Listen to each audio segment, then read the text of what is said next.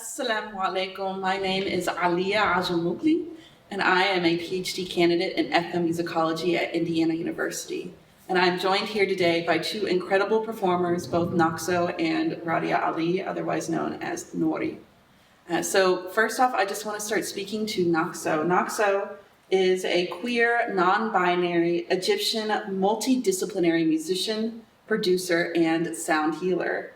NAXÖ is a fusion of Southwest Asian and North African folklore and groovy electronic psychedelic music with songs that consider queer culture/migration, post-colonialism, and reimagining a better world, all with grand Arabi vocals, ecstatic synths, and the kind of percussion that finds its way into your core.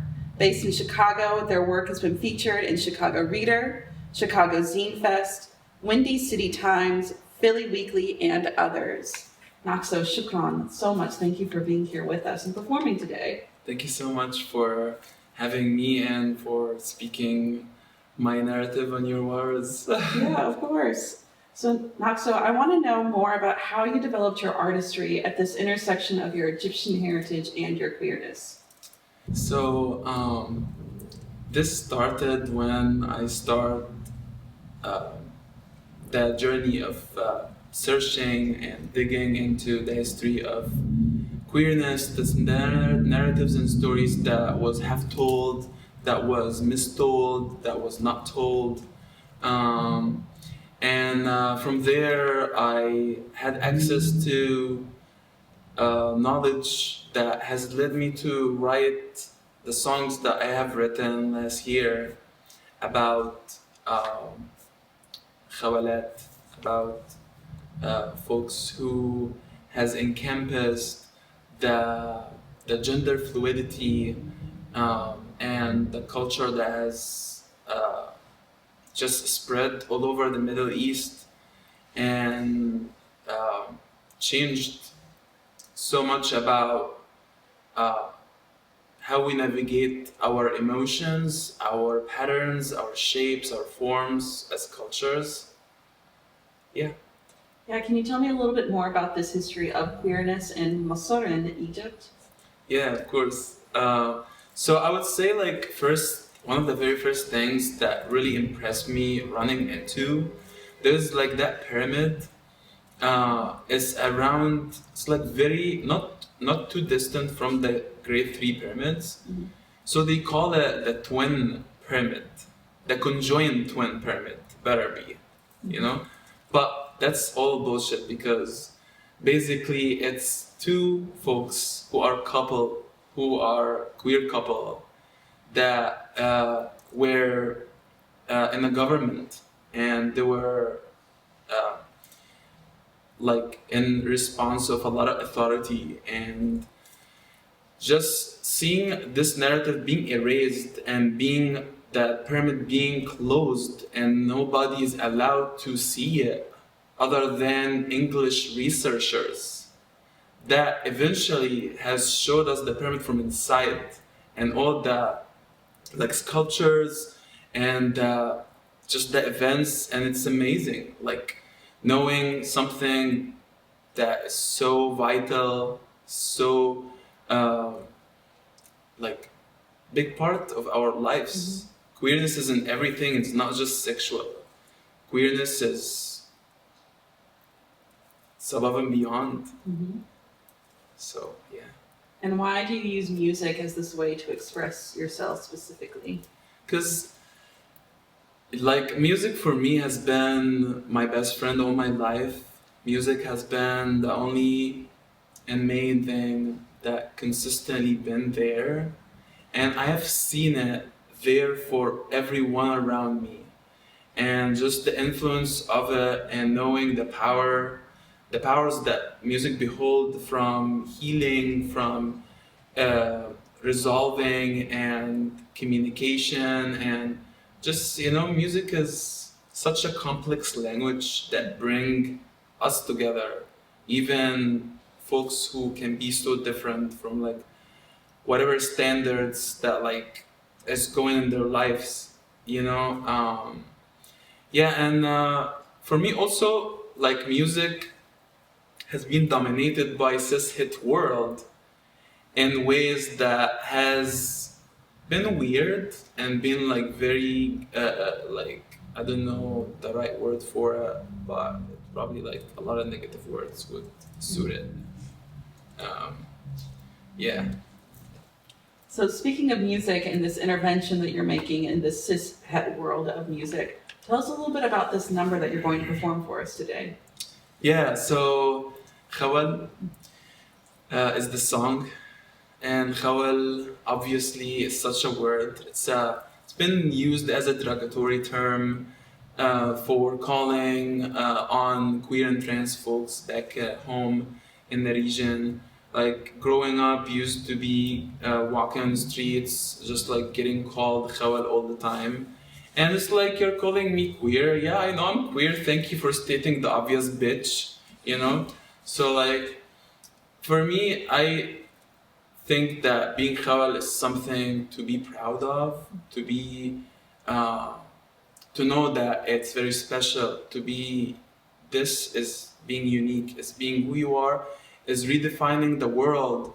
And Khawalet were ancestors that has lived such like priceless heritage that has opened such doors for us right now, and I think that has to be commemorated and honored, and nobody has done it. I've never heard an artist that like decided to sing for that.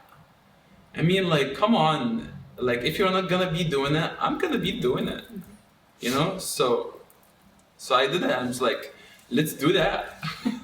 Okay, well then with that said, yalla, let's go to this performance.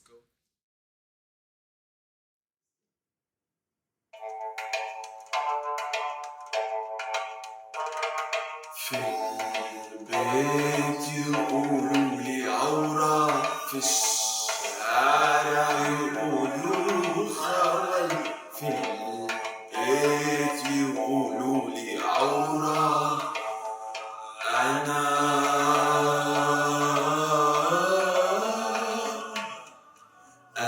معرفتش أخبي خوالي ولا عرفتش أخول عورتي، أنا معرفتش أخبي خوالي ولا عرفتش أخول عورتي.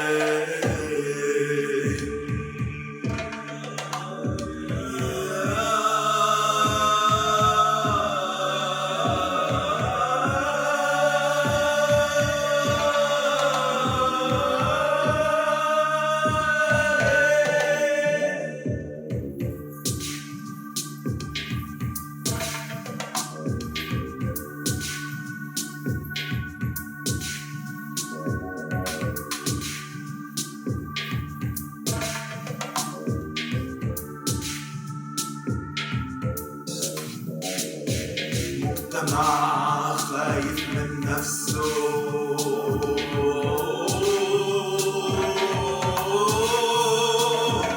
راه كلمة من ورا عقده،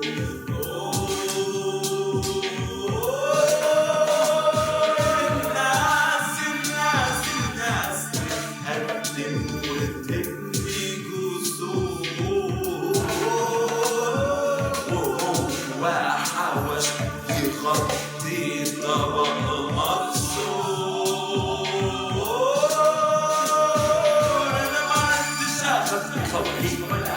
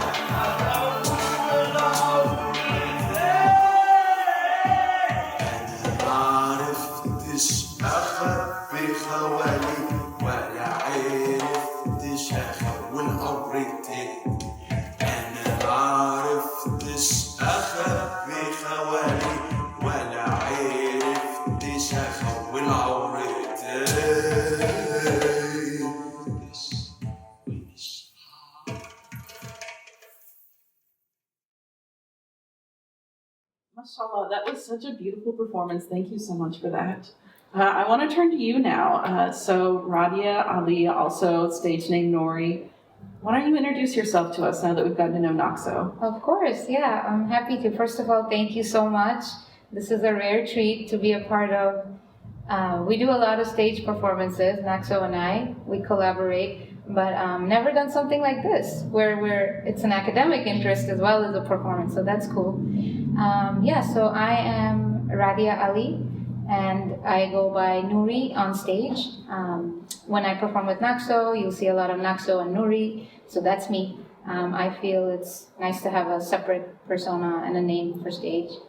And also, it's easier for people to say Noori than Radia, and I don't know why. Radia is pretty easy, but I'm sure we've had a ton of conversations about that. But anyway, I'm a multidisciplinary performing artist, poet, and a movement coach. I have been performing, as far back as I can remember. My parents say I was dancing ever since I was in diapers, and I know for a fact that my mom was very, very keen on making sure that I was in the arts. My mom herself is a singer of classical and South Asian music, so I grew up with music, I grew up with dance. It was just a part of my DNA.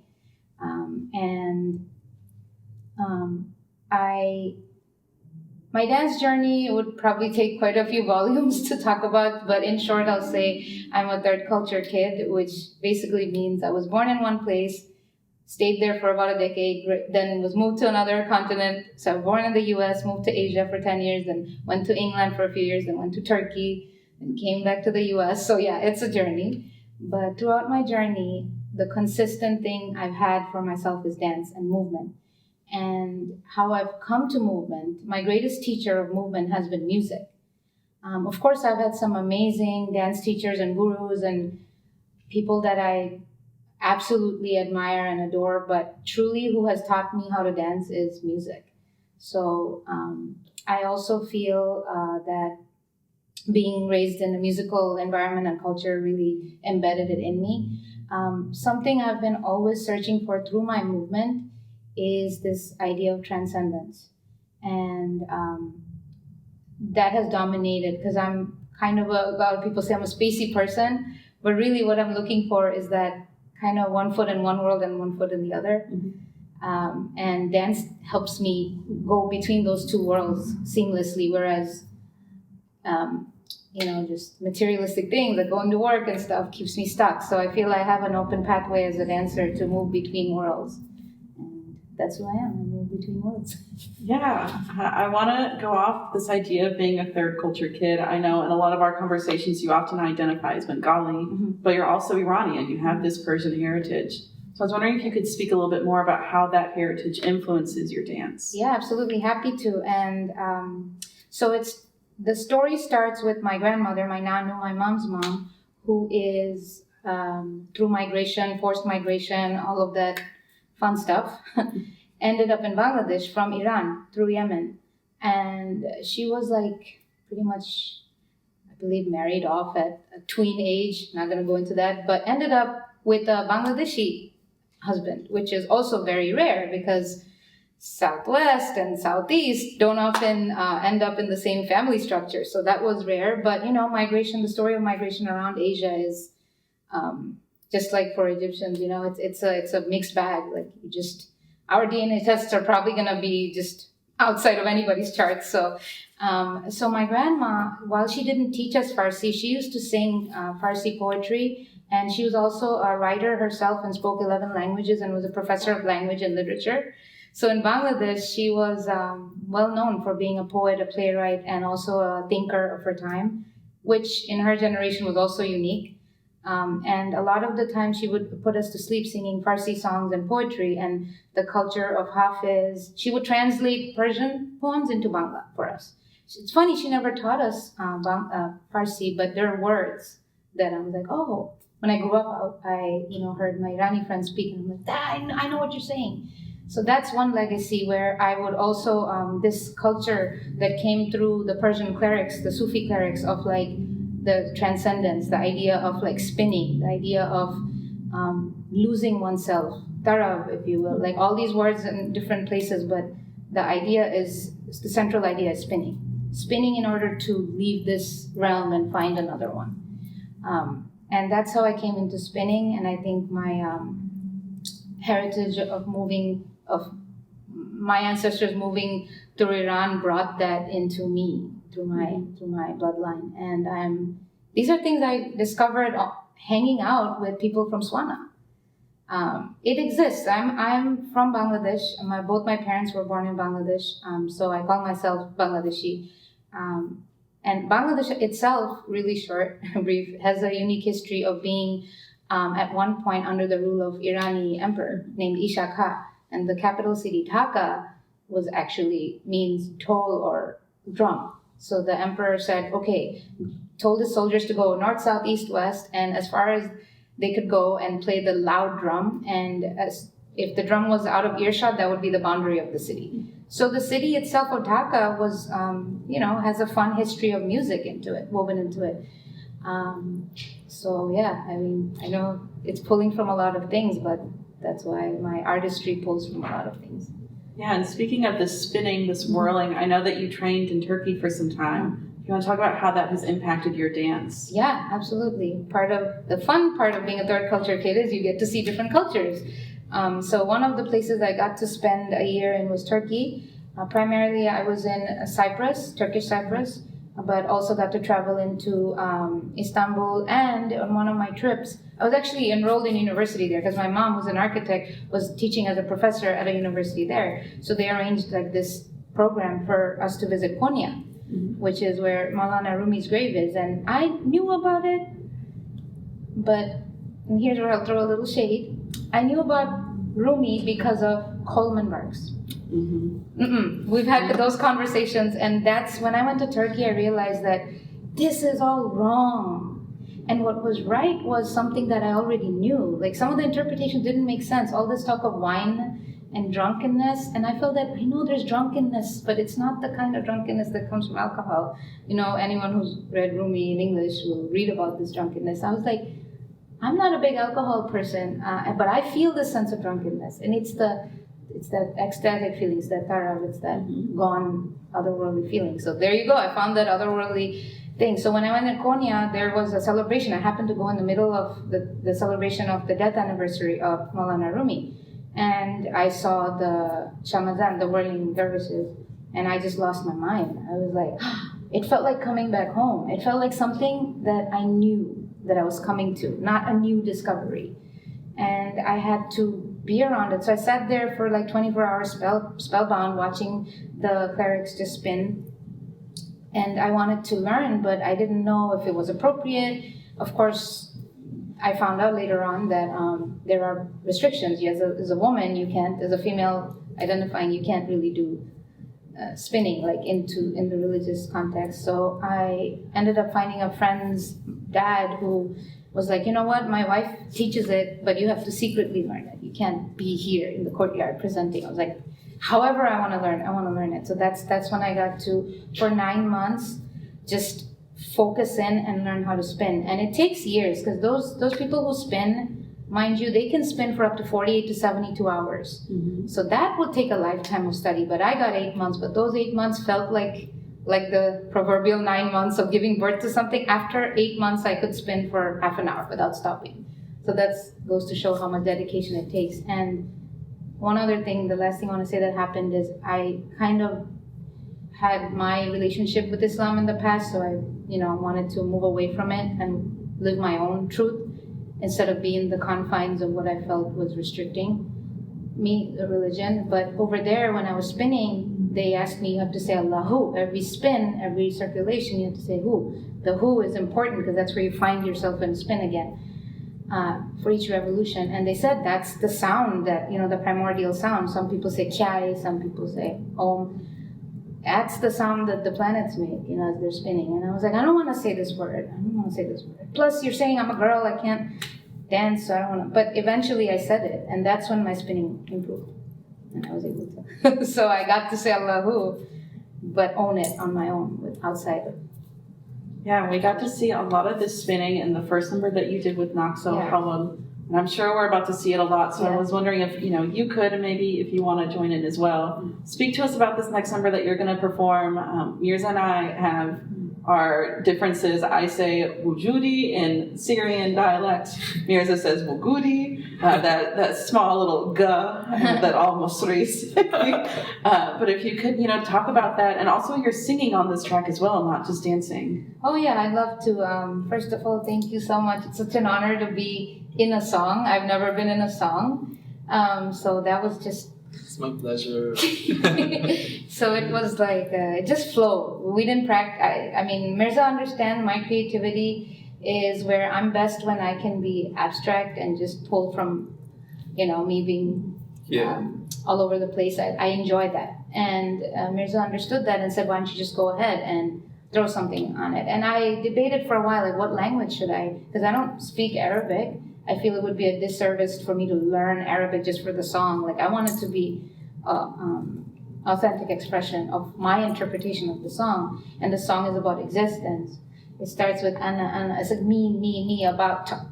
To me, it felt, when I dance it, I feel like I'm opening the layers to myself. It's like those dolls that you take one out and take one out. At the end, it's always you anyway. So to me, I thought, how can I verbalize it? And then I decided to do Bangla.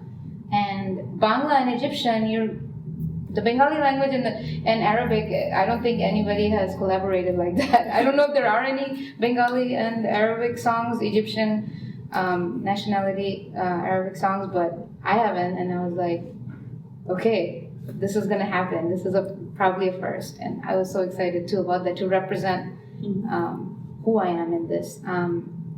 And I came up with the lyrics in Bangla, and I said, Tomar chaya, amar chaya noy. That's just part of a phrase of what I was singing, and it means my shadow is not your shadow. Because the song, it says, my existence is not your existence is not. So this repetition also translates beautifully into spinning, because that's what spinning is about, repetition, but also being present. Being present with the repetition, a mantra, if you will, Absolutely. but also being gone. So it's simultaneously being here and being gone, and that's the best way I can describe how I feel Mirza's music in my bloodstream, is being here. And the last thing is, with Sufis, there's a term called Shams, which means sun. That's the word, and it's also the person, the cleric in the middle, the main Maulana who teaches everybody else what to do. They're also called Shams. So musically, when I dance, I kind of feel like that's the Shams, the sun that I'm going towards. Yes. Yeah. Aw. And of course, NAXÖ's name, Mirza Shams, it fits in so beautifully. Yeah. There are no coincidences. Thank you. So with all that said, I can't wait for this, so let's go ahead and get into the performance. Yes. Yes. Let's do it.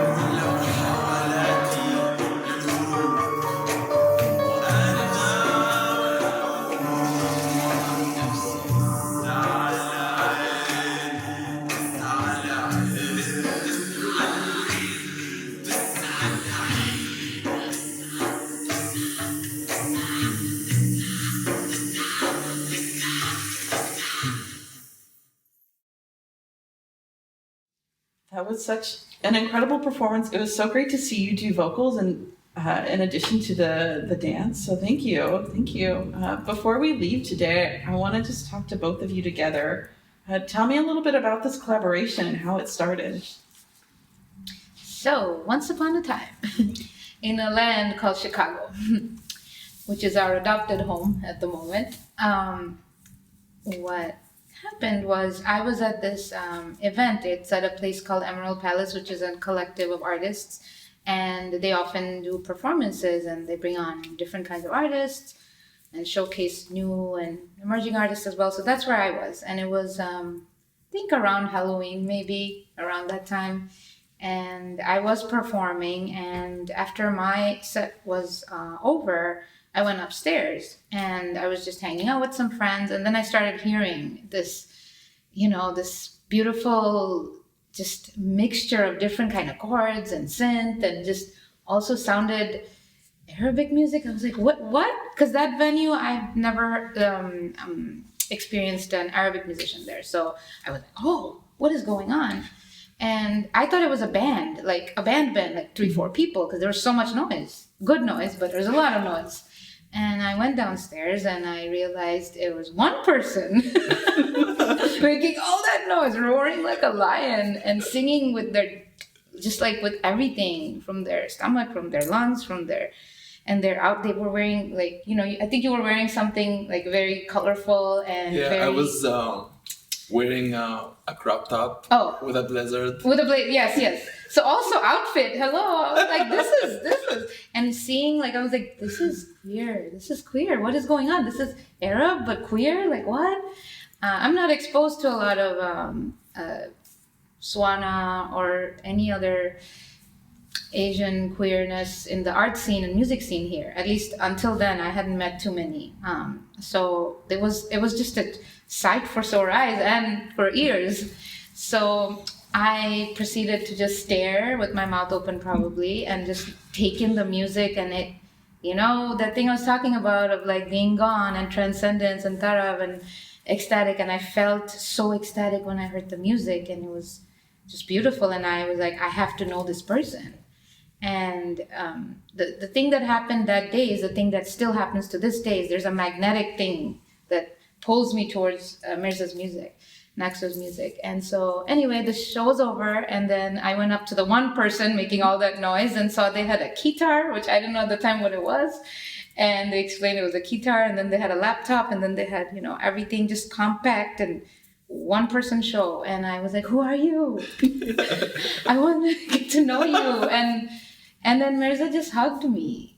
Like, it was just a hug. I was like, wow, just met somebody and they hugged me, and the hug felt like a familiar friend hugging me, not like just the person I met. Mm-hmm. So that was the beginning, and that was in 2018, fall of 2018. Those pre-COVID hugs. Yes. Oh, those pre-COVID hugs for sure. I mean, we still hug. We've been hugging all throughout the pandemic, but we've been in a bubble. We've been in the COVID bubble together. Yeah. So then I want to kind of riff off of that. So both of you identify as queer. Then we have this larger umbrella BIPOC. We can get more specific in the BIPOC, of course. How do you strive to intervene in these narratives in our communities that often erase queerness from the stage, from our conversations, from just who we are as a community? I would give you an example. Go ahead. So, a lot of queer musicians and singers, when they put their work out there, they hide. They put a mask on. They have some cool aesthetic with a lot of makeup that doesn't show their who they are. And for me, I was like, fuck that. That's who I am. That's me. I am saying that. I'm gonna be on every fucking cover of music I do just to be in your face. Hi. Just you see my earrings, you see my nose ring, you see all the patterns, and you just feel that, we are here.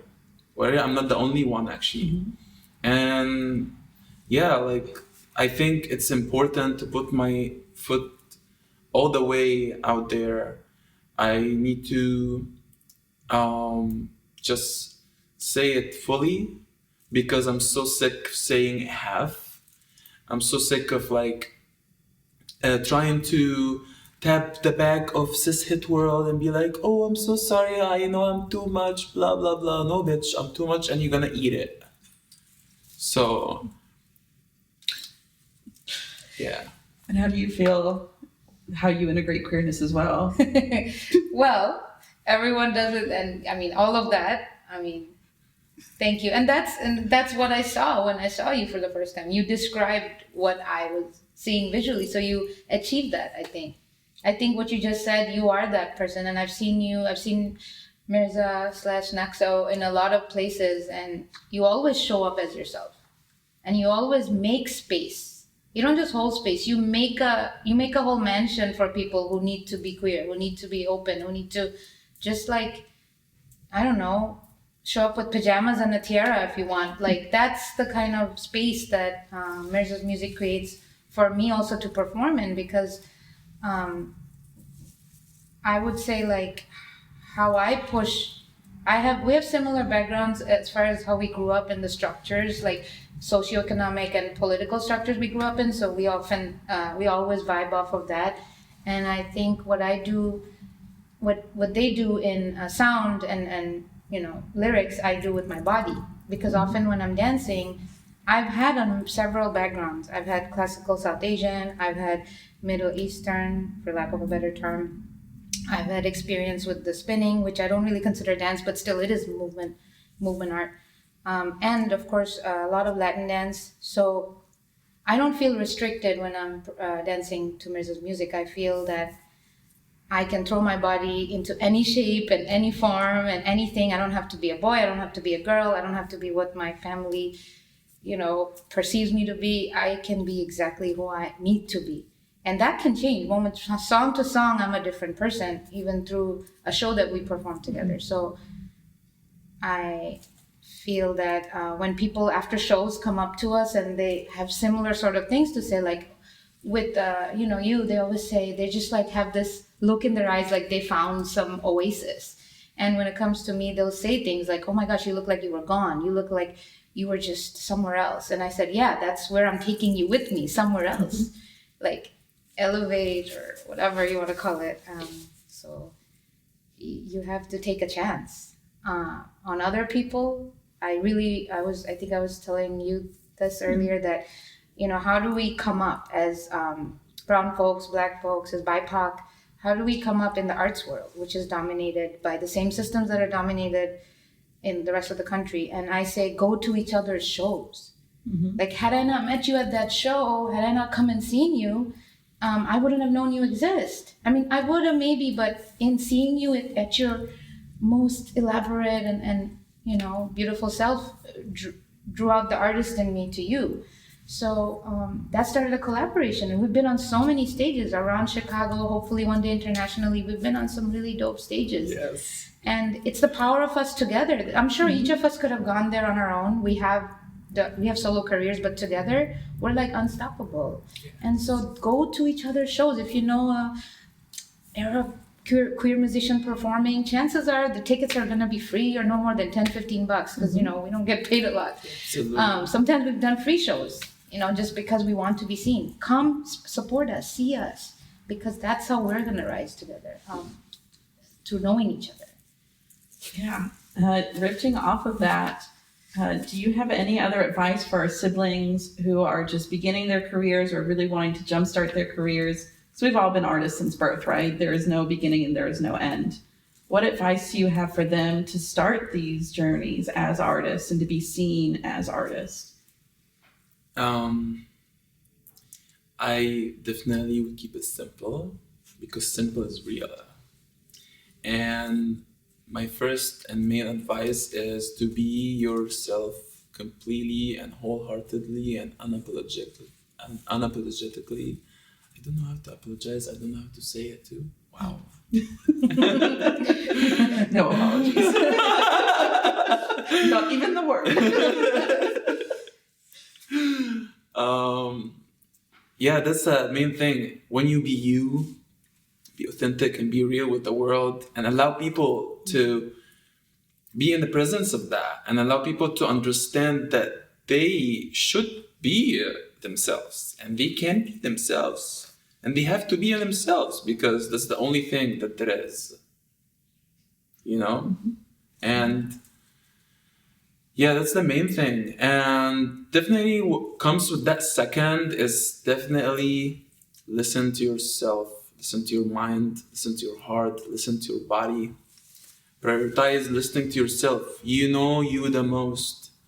Like other people can be there for you in so many ways. Regardless of what space they can make for you, everything has to come from in you. The art that we give you, you are the one who have to receive it. We cannot force feed you the art. You have to open your ears, you have to open your heart, your mind. And like just do that. Open your senses, allow your senses to really perceive like authentically what's going on. And yeah, just go from there and everything will be fucking amazing. Inshallah. I think that I wanted to add that as a movement artist, dancer, it's okay to, you may have a style that you are dedicated to, and maybe you've spent, like my former classical dance teacher has spent 40 years dancing the same craft, and of course they are on their game. But there's also the other kind of movement artists like me, like many people like me, who just pick up something. Like next weekend I'm doing aerial. I've never done aerial, but I want to fly, and I'm 41, and it's the time to start flying, actually. So don't stop short just because I'm also a single mom, and I am, typically supposed to be retired. Like a lot of my friends started their career to 20s and 30s, and now they're where they need to be. But there's no such thing as a place where you need to be. Like Mirza was saying, understand where you are and work from there. So inspiration is important. Like listen to as much different kinds of music, or explore as many different kinds of movement artists as you can. Just because you're not into it doesn't mean you can't just check it out. Having many kinds of, being interested in different things is a good thing. Absolutely. Because it will lead you to the thing. It's not fickle. It's not that people might say, you're not dedicated to one thing. No, I'm dedicated to me and learning. So that's how you sometimes stumble upon like the most amazing artists, is when you explore. So feel free to explore. Speaking of stumbling upon, for those of us watching, how can we find you outside of this performance today? Where can we find you? I am on Instagram, on Facebook, on Spotify, iTunes, YouTube, Tidal, Napster, and Remy. Like I'm everywhere. And easiest way is literally just go to my link tree, and it will take you to all of these places. What about you? For me, I prefer Instagram. It's Noori, Noori 0202. Or you can search by Radia Ali, and I'll pop up on IG. My Facebook, I don't really curate it. It's just random thoughts that I have. So you won't find much of the artists there, maybe not. But Instagram is where I'm at. And also I'm linked, my websites are linked there. So I also perform around the Chicago area. I do fire performance and stuff like that. So you might see me doing a bunch of different things, because once again, I love a bunch of different things, but that's my journey.